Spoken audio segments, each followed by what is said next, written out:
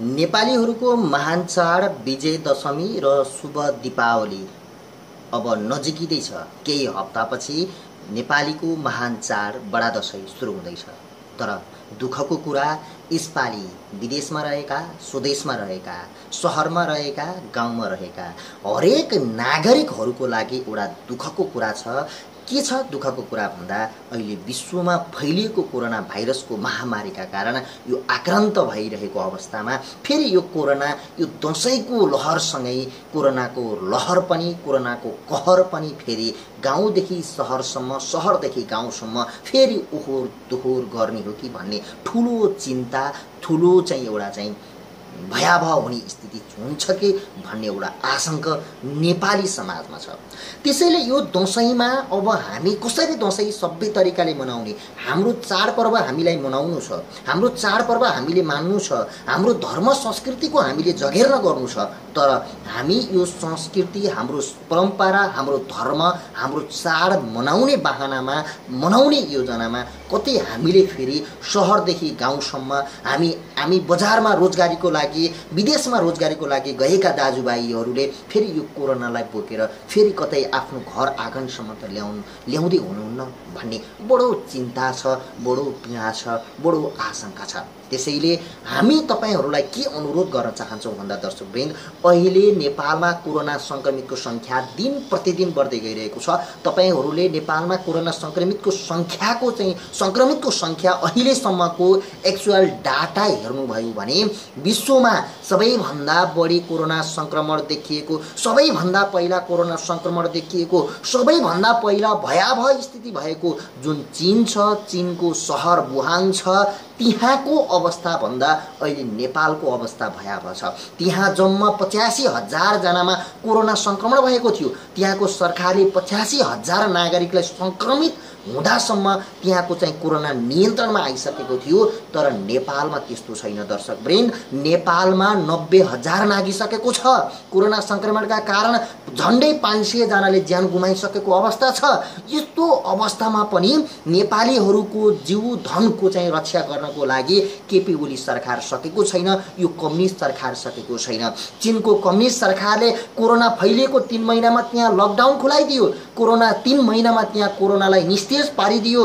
3 महिनामा त्यहाँ कोरोना कहरलाई अन्त्य गरियो र 3 महिनामा चीनको कम्युनिस्ट सरकारले त्यहाँ एउटा आश्चर्यचकित रूपमा कोरोना संक्रमणबाट आफ्नो नागरिकहरूलाई बचाउन सफल भयो।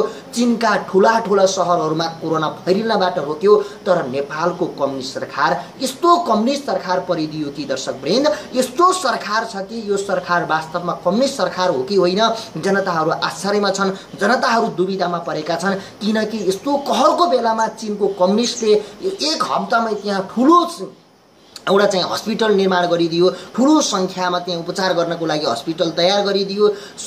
विश्वमा कोरोनाको उपचार के, पद्धति के, कोरोनाबाट कसरी बच्ने, लक्षण के भन्ने थाहा नहुँदा पनि त्यो 3 महिनाको पिरियडमा चीनको कम्युनिस्टले कोरोनाबाट बच्नको लागि 3 वटा नियम लागू गरिदियो। एउटा नियम सोशल डिस्टेन्स, एउटा नियम साबुन पानीले हात धुने अथवा सेनिटाइजरको प्रयोग गर्ने र अर्को नियम मास्कको प्रयोग गर्ने भनेर एउटा नियम बनाइदियो। त्यो नियमलाई विश्वभरि पालना भयो। नेपालका कम्युनिस्टहरूले पनि त्यही नियमलाई लागू गरिदिए, नेपाली जनताहरूले पनि पालना गरे। तर चीनको त्यो कम्युनिस्ट सरकारले 3 महिनामा कोरोना नियन्त्रण गर्न सफल भयो। चीनको कम्युनिस्ट सरकारले त्यहाँका आफ्ना जनताहरूलाई 3 महिनामा लकडाउन खोलेर त्यहाँको अर्थव्यवस्थालाई सुचारू गर्न सफल भयो। तर नेपालको कम्युनिस्ट सरकार यो कोरोनाको कहरलाई आफ्नो एउटा कमाउने धन्दाको रूपमा उपयोग गर्यो। कोरोनाको सामानहरू खरिद गर्नको लागि, कोरोना किटहरू प्रयोग गर्ने मेसिनहरू, उपकरणहरू खरिद गर्नको लागि जुन आवश्यक बजेट छ त्यो बजेटमा पनि घोटाला गरेर केपी ओली सरकारले, यो कम्युनिस्ट सरकारले वास्तवमा यो कम्युनिस्ट सरकार होइन, यो वास्तवमा यो कम्युनिस्ट सरकार हो भन्ने द्वैत चरित्र प्रदर्शन गर्यो। र अहिले नेपालमा विश्वमा सबैभन्दा पहिला चीनमा कोरोना संक्रमण फैलिँदाको अवस्था 85,000 90,000 सम्ममा थियो भने अहिले नेपालको संख्या चीनलाई जितेको छ। तपाईहरुले हेर्न सक्नुहुन्छ अहिले चीनमा कोरोना सक्रिय संक्रमित कति छ आजको अवस्थामा। नेपालको संख्या हेर्नुहुन्छ भने 25,000 भन्दा बढी नेपालीहरू अझै पनि कोरोना संक्रमितको अवस्थामा छन्। कोरोनाको सक्रिय संक्रमित नेपालमा छन् 25,000 भन्दा बढी छन् भने चीनमा अहिले त्यो संख्या छैन। दर्शकवृन्द, चीनमा अहिलेसम्म टोटल यो चाहिँ कोरोना संक्रमण उद्गम स्थल मानिएको चीनमा सुरुदेखि आजसम्म हिजोदेखि आजसम्मको तथ्याङ्क हेर्न सक्नुहुन्छ। लाख पनि कटेको छैन, तर नेपालमा लाख कट्न लागिसक्यो। नेपालभित्रकै कुरा गर्दैछु मैले दर्शकवृन्द, तर विदेशमा रहेका नेपालीहरूको अवस्था कस्तो होला? विदेशमा रहेका नागरिकहरू रोजीरोटीको लागि, आफ्नो सुन्दर घर बनाउनको लागि, आफ्ना आफन्तहरू, आफ्नो चाहिँ छोराछोरीहरूको उज्जवल भविष्य बनाउनको लागि खाडी मुलुकमा गएका, विभिन्न देशहरूमा गएका नेपालीहरूको त्यो अवस्था कस्तो होला? हिजो तिनीहरूलाई यो कोरोनाको कहरबीच आफ्नो देश सम्झेर देश फर्किन लाग्दाखेरि केपी ओली सरकारले, यो कम्युनिस्ट सरकारले बाटोमा अवरोध गर्यो, सीमामा नाकामा बन्दी गरेर बनाइदियो, सीमामा बन्द गराइदियो र नेपाली नागरिकहरूलाई केपी ओली सरकारले वास्तवमा यो तिमीहरूको चाहिँ सीमा होइन, यो तिमीहरू नेपालका जनता होइनौ खालका भन्ने खालका जस्ता चाहिँ व्यवहारहरू प्रदर्शन गर्यो। र अहिलेसम्म यो चाहिँ यत्रो 6 महिना नेपालमा लकडाउन भयो। 6 महिना यो लकडाउन हुँदा पनि अहिलेसम्म नेपाली जनताले वास्तवमा नेपाली जनताको पीडा समाधान भइसकेको छैन। नेपालमा फेरि कोरोना संक्रमणको दर बढ्दै गइरहेको छ। अब त नेपालमा बिस्तारै बिस्तारै जाडो याम पनि सुरु हुँदैछ। यस्तै फेरि जाडोमा फेरि कोरोनाको संक्रमण वात्तै बन्ने हो कि अब पुष माघ फाउनसम्मको कोरोना संक्रमणको संख्या फेरि दोब्बर हुने हो कि भन्ने संशय पनि पैदा भएको छ। स्वास्थ्य तथा जनसङ्ख्या मन्त्रालयले एउटा प्रक्षेपण गरेको छ, नेपालमा कोरोना संक्रमितको संख्या यो असोज महिनाभित्रै 2 लाख कट्ने भनेर प्रक्षेपण गरेको थियो, तर त्यो हुन त सकेन किनकि अब असोजको अन्तिम लागेको छ। तर दर्शकवृन्द, अबको पुष माघसम्मको यो फागुन गर्मी महिना सुरु नभइन्जेलसम्मको अवस्थामा कस्तो अवस्था होला? अब यो चाडपर्वको बेलामा, यो दसैँ तिहारको बेलामा, दसैँ मनाउने नाउँमा अब सार्वजनिक यातायात खोलिरहेका छन्। अब ओहोर दोहोर गर्दाखेरि सहरदेखि गाउँ, गाउँदेखि सहर गर्दाखेरि कतै हामी फेरि कोरोना बोकेर गाउँसम्म पुगेका त हुँदैनौँ, कतै हामी कोरोना लिएर फेरि सहरसम्म त पुग्दैनौँ, फेरि हामी एक ठाउँबाट अर्को ठाउँमा त जाँदैनौँ, कतै हामी कोरोना लिएर आफ्ना इष्टमित्र, आफन्त, आफ्ना दाजुभाइ, आमा बुवालाई त फेरि यो कोरोनाको प्रकोपमा, कोरोनाको यो जहर त हामीले चाहिँ आशीर्वाद स्वरूप दिँदैनौँ भन्ने संशय पनि पैदा भएको छ, त्यस्तो आशंका पनि पैदा भएको छ। त्यसैले यो कोरोनाको कहरबाट बच्नको लागि केपी ओली सरकार, यो कम्युनिस्ट सरकारले तपाईँ हाम्रो रक्षा गर्नेवाला छैन, तपाईँ हाम्रो रक्षा तपाईँ हामी आफूले गर्ने हो। यो केपी ओली सरकारले त पायो भने यस्तो बेलामा, यो कहरको बेलामा लुट्छ, यस्तो बेलामा उसले लुट्ने हो। तपाईँले देखिरहनु भएको छ केपी ओली सरकारमा रहेका व्यक्तिहरू विभिन्न भ्रष्टाचारमा मुछिएका छन्, विभिन्न काण्डहरूमा मुछिएका छन्। काण्डको यो केपी ओली सरकारको भर नपर्नुहोस्। दर्शकवृन्द, तपाईँहरूलाई हाम्रो विनम्र अनुरोध छ, यो महामारीको बेलामा तपाईँ हामी आफै सचेत बनाऊ, तपाईँ हामी आफै सजग बनाऊ। तपाईँ हामी सचेत बन्यौँ भने, तपाईँ हामी एकजना व्यक्ति सचेत बन्यो भने, तपाईँ सचेत बन्नुभयो भने तपाईँको परिवार सचेत बन्नेछ, तपाईँको परिवार सचेत बन्नुभयो भने तपाईँको चाहिँ वरिपरिको छिमेक समाज चाहिँ सचेत बन्नेछ र तपाईँको वरिपरिको छिमेक अथवा समाज सचेत बन्यो भने त्यसले चाहिँ एउटा गाउँ अथवा एउटा टोल सचेत बन्नेछ। त्यो गाउँ टोल सचेत हुँदाहुँदै तपाईँको स्थानीय तह, वडा हुँदै तपाईँको स्थानीय तह हुँदाहुँदै तपाईँको जिल्ला हुँदै प्रदेश हुँदै एउटा देश सचेत बन्नेछ। यो महामारीको बेलामा हामीलाई दसैँ पनि मनाउनु छ, हामी तिहारमा पनि मनाउनु छ, दिदीलाई भाइलाई टिका लगाइदिनु छ, भाइ अथवा दाइलाई पनि दिदीको हातबाट, बहिनीको हातबाट टिका थाप्नु पनि छ, भाइलाई अथवा छोरालाई बाबा आमाको चाहिँ वर्षौं दिन भयो टिका नलगाएको दसैँमा, यो दसैँमा टिका जसै पनि लगाउनु छ, दिदी भाइलाई पनि यो दसैँमा टिका लगाउनु नै छ। तर दुःखको कुरा, बाध्यताको कुरा, पीडाको कुरा के छ भन्दा अर्कोतिर कोरोनाको महामार छ, जसरी पनि दसैँ मनाउनु छ तर कोरोनालाई छोड्नु पनि छ। यस्तो अवस्थामा अब हामी कसरी दसैँ मनाउने, यस्तो अवस्थामा हामी कसरी सचेत हुने? यस्तो अब दसैँको बेलामा हुलदङ्गा हुन्छ, दसैँको बेलामा भिडभाड हुन्छ, किनमेलको लागि बजारमा भिडभाड हुन्छ। यस्तो बेलामा तपाईँ हामी कसरी सचेत बन्ने? तपाईँ हामी यो कोरोनाबाट बच्नको लागि के उपाय गर्ने? न त कोरोनाको बच्नको लागि कुनै औषधि बनेको छ, न त खोप नै तयार भएको छ।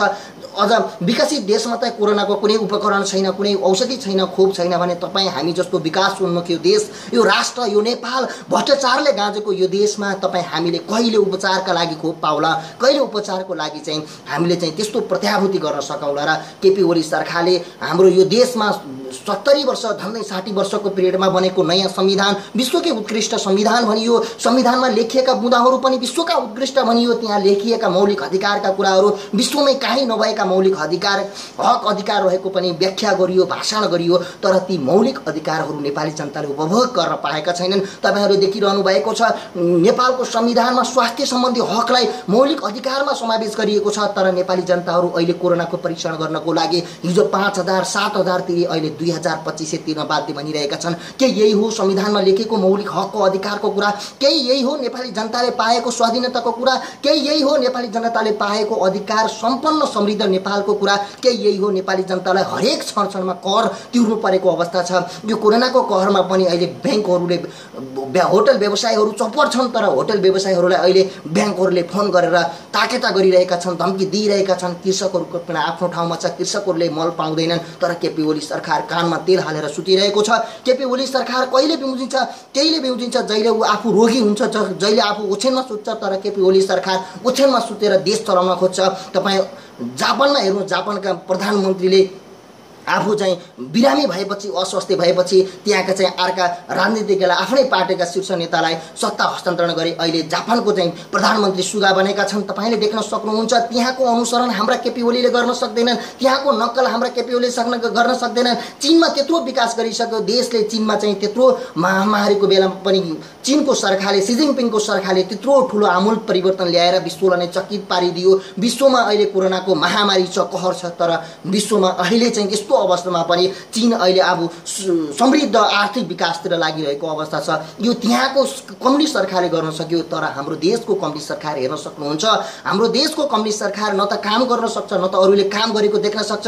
हाम्रो देशको कम्युनिस्ट सरकार तपाईँले हेर्न सक्नुहुन्छ, हाम्रो देशको कम्युनिस्ट सरकार जनताको पक्षमा बोल्नेहरूलाई सिद्धाउन खोज्छ। तपाईँहरू डाक्टर केसीको उदाहरण दिन चाहन्छु। डाक्टर केसीलाई हेर्न सक्नुहुन्छ, डाक्टर केसी अहिले चाहिँ अनसनमा बसेका छन्। डाक्टर गोविन्द केसी कसैको स्वार्थको लागि अनसनमा बसेका हैनन्। डाक्टर गोविन्द केसी ती हुम्ला जुम्लामा बस्नेहरू, ती सुदूरपश्चिममा बस्नेहरू, ती कर्णाली प्रदेशमा बस्नेहरूको लागि चाहिँ सङ्घर्ष गरिरहेका छन्। स्वास्थ्य उपचार निःशुल्क हुनुपर्छ, त्यहाँ चाहिँ चिकित्सा चाहिँ उद्योग प्रतिष्ठान खुल्नुपर्छ र त्यहीँबाट चाहिँ एमबीबीएस गरेर त्यहाँका नागरिकहरूलाई उपचार सेवा सुविधा प्रत्याभूति दिलाउनुपर्छ। राज्य चाहिँ त्यहाँ राज्यविहीन हुँदैन, राज्य त्यहाँ भएको चाहिँ अनुभूति गराउनुपर्छ भनेर अहिले लडिरहेका छन्। केपी ओली चाहिँ सरकार यस्ता जनताप्रति चाहिँ वफादार, जनताप्रति इमान्दार हुने कर्मचारी प्रशासनलाई यसले हस्तक्षेप गरिरहेको छ। तपाईँले अर्को पनि म उदाहरण दिन चाहन्छु, कुलमान घिसिङको कुरा गर्न चाहन्छु। कुलमान घिसिङले अहिले नेपाललाई चौपट चाहिँ हिजो चाहिँ 24 घण्टा 18 घण्टा लोड सेडिङ हुने नेपाललाई रातारात 3 महिनामा आफू नियुक्ति भएको, कार्यकारी निर्देशकमा नियुक्ति भएको 3 महिनामा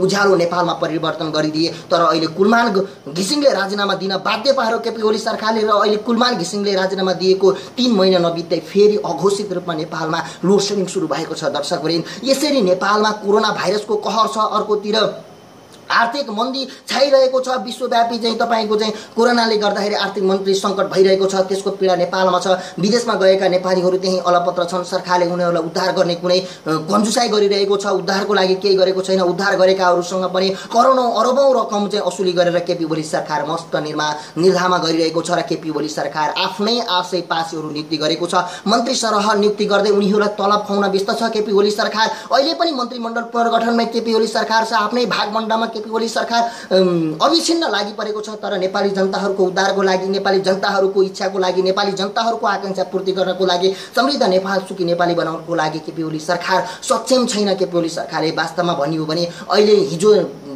चुनावको बेलामा वाम गठबन्धन निर्वाचनको बेलामा जसरी नेपाल समृद्ध नेपाल सुखी नेपाली बनाउने, पूर्व पश्चिम रेलमार्ग गुडाउने, तपाईँको पोखरा रेलमार्ग आउने, तपाईँको चाहिँ चीनबाट रेल आउने, भारतबाट रेल आउने भनेर जस्ता भाषण गरे, ती भाषणहरू अहिले वास्तवमै 3 वर्षको पिरियडमा देखिएका छन्। देखाउने खसे खाने फर्सी केपी ओली सरकारले गरेको छ, कम्युनिस्ट सरकारले गरेको छ, कम्युनिस्टहरूले गरेका छन्। अहिले तपाईँले देख्न सक्नुहुन्छ, केही दिन अगाडि रेल आएको थियो। वास्तवमा नेपाली जनताले अरबौँ रकम त्यो हाम्रै करबाट बनेको त्यो रेल हो र हाम्रै अरबौँ हामीले तिरेको करबाट चाहिँ त्यो रेल प्राप्त भएको थियो। तर त्यो रेल त आयो, दुर्भाग्यपूर्ण कुरा के छ भन्दाखेरि त्यो रेल अहिले सञ्चालनको लागि आएको होइन, त्यो रेल देखाउनको लागि आएको हो।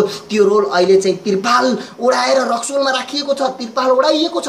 दुःखको कुरा यहाँनिर छ, केपी ओली सरकारको रवैया, केपी ओली सरकारको घमण्ड, केपी ओली सरकारको दम्बका कारण अहिले नेपाली जनताहरू पीडित छन्। नेपाली जनताहरूको बासकास घुमेको छ। नेपाली जनताहरू स्वतन्त्र रूपमा अभिव्यक्ति दिन सकेका छैनन्। प्रेसमा अंकुश लगाउन खोजेको छ।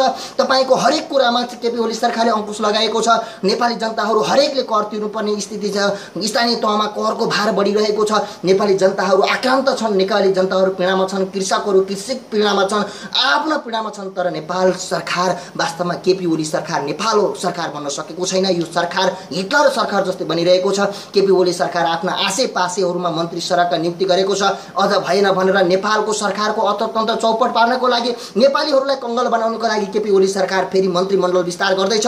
त्यो पनि अब मन्त्रालय फुटालेर फेरि 25 वटा मन्त्रालय बनाउन खोजिरहेको छ। वास्तवमा नेपालको संविधानले 25 भन्दा बढी मन्त्रालय बनाउनु हुँदैन भनेर किन भन्यो भन्दाखेरि पहिला हिजो अस्तिका दिनहरूमा नेपालमा राजनीतिक दलहरू धेरै हुने, भागवण्टाका आधारमा सरकार टेकाउनको लागि मन्त्रालय बनाउँदै लाने, 40-50 सम्म बनाउने खालका जुन परिपाटी थिए त्यसलाई अन्त्य गर्नको लागि संविधानले 25 भन्दा बढी बनाउन हुँदैन भन्ने खालको व्याख्या गरेर त्यो तय गरेको थियो। तर केपी ओली सरकारले अहिले पनि फेरि 25 वटा मन्त्रालय बनाउने, अहिले रहेका मन्त्रालयलाई फेरि फुटालेर 3 वटा मन्त्रालय फुटालेर 25 पुर्याउने र 25 वटा मन्त्रीहरू थप्ने। यसको मतलब एक मन्त्रालय थपिँदाखेरि नेपाली जनताहरूलाई 1 अर्ब भन्दा बढी घाटा लाग्छ भने 3टा मन्त्रालय थप्दाखेरि त्यसका मन्त्रीहरू, त्यसका चाहिँ मन्त्री अनि त्यसपछि सचिवहरू, सचिवका फेरि अब विभिन्न खरिदार सुब्बाहरू, विभिन्न कर्मचारी नियुक्ति गर्दाखेरि नेपाललाई ठुलो अर्थतन्त्रमा छौपट रूपमा चाहिँ सङ्कट पर्नेछ। अहिले केपी ओली सरकारले जुन एमसीसी नेपालमा लाद्न खोजेको छ, वास्तवमा यो एमसीसी नेपाली जनताको पक्षमा छैन, यो नेपाली जनताको हितमा पनि छैन। नेपाली जनताहरूलाई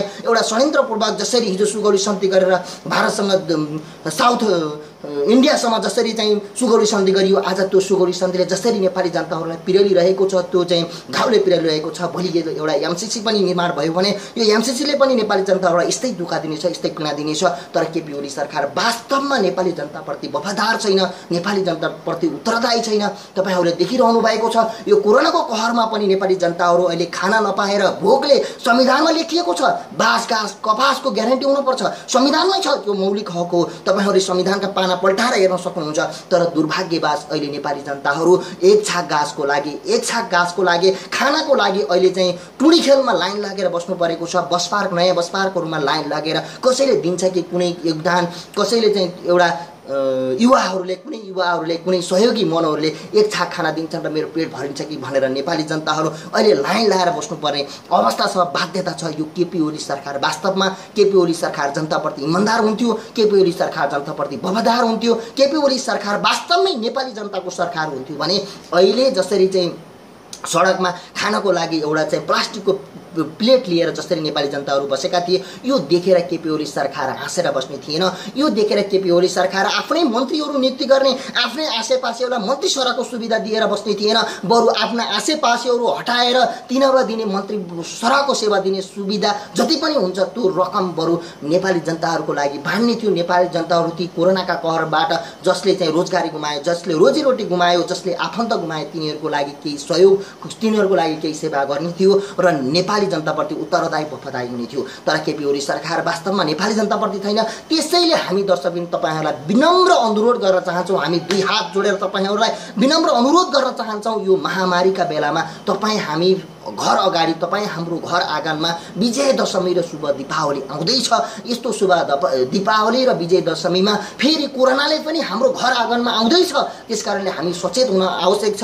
हामी जुन ठाउँमा छौँ, जुन अवस्थामा छौँ त्यही अवस्थामा रहौँ र जस्तो अवस्थामा छौँ त्यस्तै अवस्थाबाट दसैँ मनाउँ, तिहार मनाउँ भन्न म विनम्र अनुरोध गर्दछौँ। किनकि यो बेलामा हामी ओहोर दोहोर गऱ्यौँ भने हामीले ओहोर दोहोर गर्दाखेरि सङ्क्रमण फैलिन सक्छ र सङ्क्रमण फैल्यो भने भोलिका दिनमा तपाईँ हामीलाई समस्या पर्न सक्छ र तपाईँ हाम्रो परिवारलाई समस्या पर्न सक्छ र अहिले हामी आशीर्वाद थाप्ने नाउँमा हामी जिन्दगीभर आशीर्वाद थाप्न नपाउने हुन सक्छौँ। त्यसैले तपाईँहरूलाई हाम्रो फेरि पनि विनम्र अनुरोध छ, यो दसैँ मनाउँदाखेरि यो दसैँलाई फेरि कोरोनाको दशाका रूपमा परिणत नगरौँ र हामी सभ्य बनाऊ, हामी सचेत बनाऊ र दसैँ मनाउँदाखेरि हामी आफ्नै घरभित्र, आफ्नै परिवारभित्र जति पनि छौँ त्यही गरौँ र धेरै भिडभाड नगरौँ, धेरै आफन्तहरूको जमघट नगरौँ। तपाईँहरूलाई यो विनम्र अनुरोध गर्दै हामी यही म्यासेज सुन्न चाहन्छौँ। धन्यवाद।